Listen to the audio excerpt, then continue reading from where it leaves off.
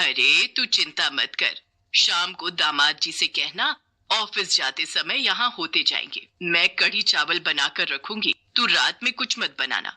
तेरा कढ़ी चावल खाने का मन है तो आज तू माँ के हाथों की कढ़ी चावल ही खाना, ठीक है? सुनो जी, रवि के पापा,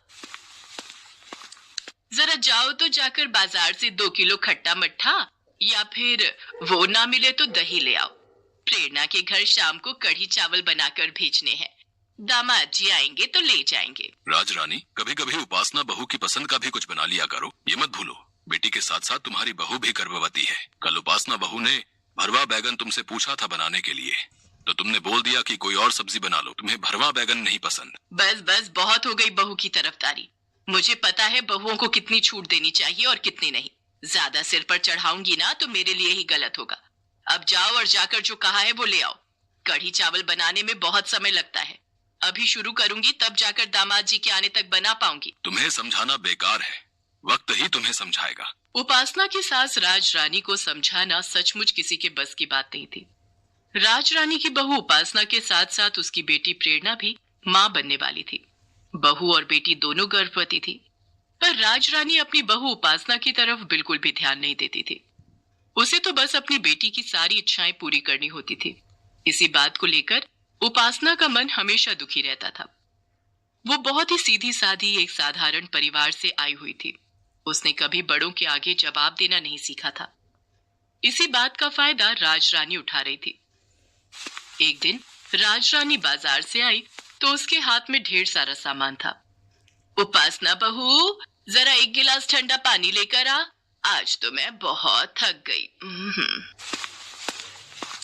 ये लीजिए माँ जी, आपने बहुत समय लगा दिया बाजार में।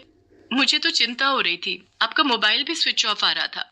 मैंने कई बार फोन मिलाया। मेरी चिंता मत करा कर, अब बेटी माँ बनने वाली है तो मुझे तो 100 काम है। अभी जच्चा के लिए सामान लाई हूँ, फिर बच्चा हो जाएगा तब उसके लिए नामकरण का ढेरों सामान लाना पड़ेगा। अब तो काम ही काम है तो बाजार आना जाना लगा ही रहेगा। क्या बना रही है रात को खाने में?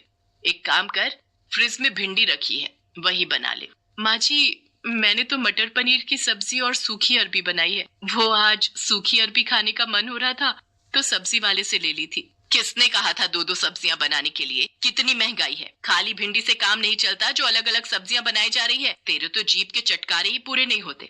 आज बना ली, अब कल से जो मैं कहूंगी वही बनेगा। पता नहीं आजकल की बहुएं अपनी मनमानी क्यों करती हैं। उपासना की आंखों में आंसू आ जाते हैं और वो रोती हुई अपने कमरे में चली जाती है। ये गुड़, बादाम, काजू, किशमिश और ये देसी घी डिब्बों में बंद करके छुपा देती हूँ। कल प्रेरणा रहने आने ही वाली है, उसका 9वां महीना लग जाएगा।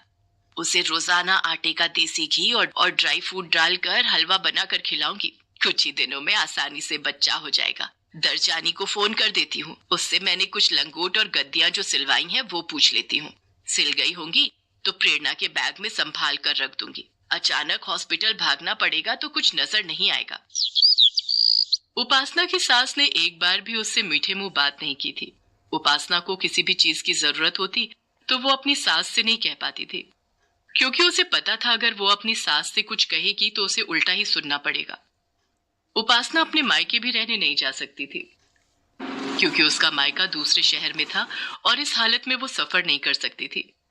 इसलिए वो फोन पर ही अपने माँ पापा से बात कर लिया करती थी, पर वो कभी भी अपना दुख अपने माँ बाप को नहीं कहती थी। वो फोन पर हमेशा हंसती रहती थी। अगले दिन प्रेरणा मायके रहने आ जाती है और राज रानी अपनी बेटी की सेवा में लग जाती है। माँ, मुझे और नहीं खाना, मेरा पेट फुल हो गया है। अरे कहाँ कुछ खाया है? अच्छा, ये संतरे अनार का जूस पी ले। बच्चे के टाइम में जच्चा को खून की कमी हो जाती है, इसलिए इस कमी को पूरा करने के लिए जूस फल लिया कर। आओ ना उपासना भाभी, आप भी मेरे साथ जूस पियो। तुम पियो प्रेरणा, मैंने बिल्कुल अभी चाय पी है। अरे तू पी लेना, थोड़ा सा ही जूस है, वो भी तुझसे नहीं पिया जा रहा। उपासना सारा दिन खाती पीती रहती है, उसकी चिंता मत करा कर, तू अपनी चिंता कर। माँ, रवि भैया कब तक आएंगे? मुझे उनके साथ लूडो खेलना है। आपको याद है हम बचपन में कितना लूडो खेला करते थे और मैं हमेशा जीत। प्रेरणा, अब तुम्हारी उपासना भाभी मुझे हरा देती है। पता नहीं मैं तुम दोनों से लूडो में बिल्कुल नहीं जीत पाता। अरे आप आ गए भैया, कैसे हो? मैं तो बिल्कुल ठीक हूँ। और तू सुना, तू कैसी है? मैं बस फ्रेश हो जाऊं। फिर हम लूडो की एक एक बाजी खेलेंगे। उपासना, तुम भी फटाफट काम निपटा लो, हम तीनों मिलकर बैठेंगे। उपासना अभी लूडो वगैरह नहीं खेल सकती, तुम दोनों भाई बहन खेलो। मुझे प्रेरणा के कपड़े अलमारी में लगाने हैं, तो उपासना मेरी मदद करेगी। राज रानी उपासना से काम करवाने का कोई ना कोई बहाना ढूंढ ही लेती थी। उसे तो बस यही चिंता रहती थी कि उसकी गर्भवती बेटी खुश रहे। गर्भवती बहू से उसे कोई मतलब नहीं था। ऐसे ही कुछ दिन बीत जाते हैं। राज रानी प्रेरणा का बहुत ख्याल रखती थी। प्रेरणा और उपासना दोनों की डिलीवरी का समय नजदीक ही था। कब बच्चा हो जाए किसी को नहीं पता। एक दिन घर पर कोई नहीं था। रवि ऑफिस में था। उपासना की सास राज रानी और ससुर ज्ञानचंद भी किसी जरूरी काम से बैंक गए हुए थे। अचानक पीछे से प्रेरणा को लेबर पेन शुरू हो जाता है। आह, भाभी भाभी, मुझे बहुत तेज दर्द हो रहा है। लगता है मेरे लेबर पेन शुरू हो गए हैं। हे भगवान, अब मैं क्या करूं? मुझे ही प्रेरणा को हॉस्पिटल ले जाना होगा। प्रेरणा, तुम चिंता मत करो, मैं रोड से किसी ऑटो वाले को बुलाकर लाती हूँ। प्रेरणा खुद इस हालत में नहीं थी कि तेजी से चल सके, पर वो हिम्मत करके किसी तरह ऑटो वाले को रोकती है और प्रेरणा को ऑटो में हॉस्पिटल लेकर जाती है। घबराहट से उपासना की खुद की तबीयत बिगड़ जाती है। डॉक्टर डॉक्टर, मेरी ननद की हालत। ओके, मैंने चेक कर लेती हूँ, आप अपने आप को संभालिए। सिस्टर, पेशेंट को लेबर रूम में एडमिट कीजिए। उपासना की हालत बहुत खराब थी। वो रवि को फोन करती है।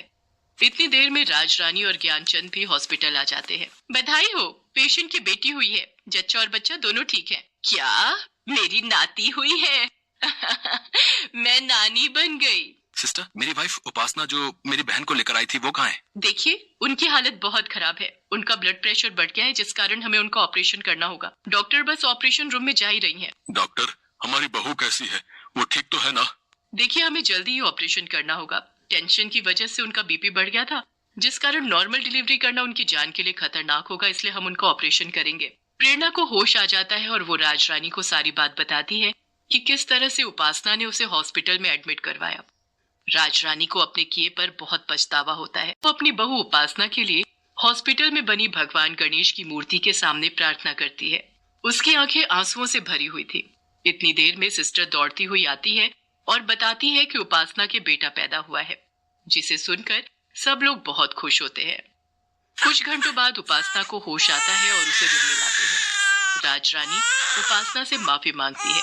मुझे माफ कर दे उपासना बहू, मैंने तेरे साथ अच्छा व्यवहार नहीं किया, पर तूने फिर भी एक बहू और भाभी होने का पूरा फर्ज निभाया। माँ जी, मुझे आपका प्यार मिल गया। आपका प्यार मेरे लिए अनमोल है और आप सबकी सेवा करना तो मेरा धर्म है। जीती रह मेरी बच्ची। उस दिन के बाद राज रानी अपनी बहू और अपनी बेटी दोनों को बराबर का प्यार और दर्जा देने लगी।